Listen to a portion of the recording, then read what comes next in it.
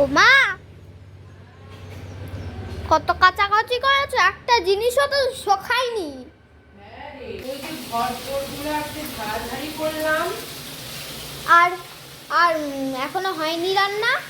না, খুব তো খিদে পেয়ে গেছে। হ্যাঁ বাবা, একটু দেরি হয়ে গেল। ওই যে ঘর টরগুলো ঝেড়ে স্নান করে উঠে এই যে রান্না কোন বসালাম। ঘর? ওই যে আমার বেডরুম ঝাড়াঝাড়ি করলাম, রান্নাঘরটা পরিষ্কার হয়ে গেছে, রান্নাঘরটা ক্লিন করে ফেলেছি।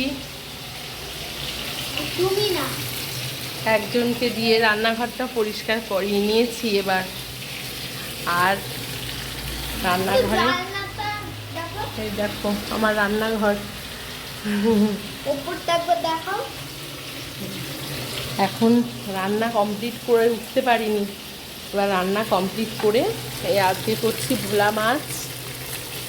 ভোলা মাছের ঝাল করব, আর করব হচ্ছে উচ্ছে আলুর চচ্চড়ি। এই রান্না করব আজকে, আর কিছু করব না। আজকে ওই ঘরটা আজকে প্রচণ্ড নোংরা হয়েছে।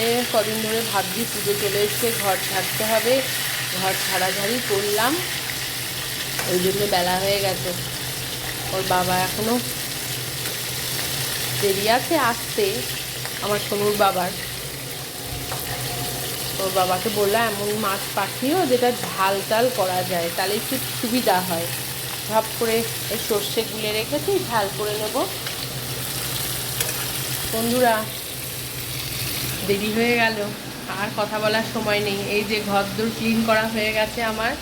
কেমন হয়েছে, পরিষ্কার হয়েছে তো জানিও। এই যে আমার রান্নাঘর।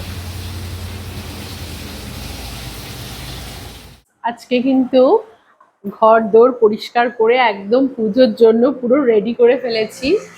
সব ঘর ঠর একদম সাজিয়ে গুছিয়ে একদম ক্লিন করে ফেলেছি। ঘর দোর অনেক টাইম লেগেছে ঘর পরিষ্কার করে কমপ্লিট করে উঠে আসতে। তো খুব শান্তি, ঘর দোর গোছানোর পর না এত শান্তি লাগে, শরীর খুবই খারাপ। তার মধ্যেও সবকিছু রেডি করে এই ঘরে আসলাম, স্নান করে খাওয়া দাওয়া করে এবার রেস্ট নেব। বিকেলে আবার গান শেখানো আছে, গানের ক্লাস করাবো। কেমন হয়েছে ঘরদোর গোছানো তোমরা জানিও, তোমাদের ভালো লাগছে কিনা বলো অবশ্যই কমেন্টে।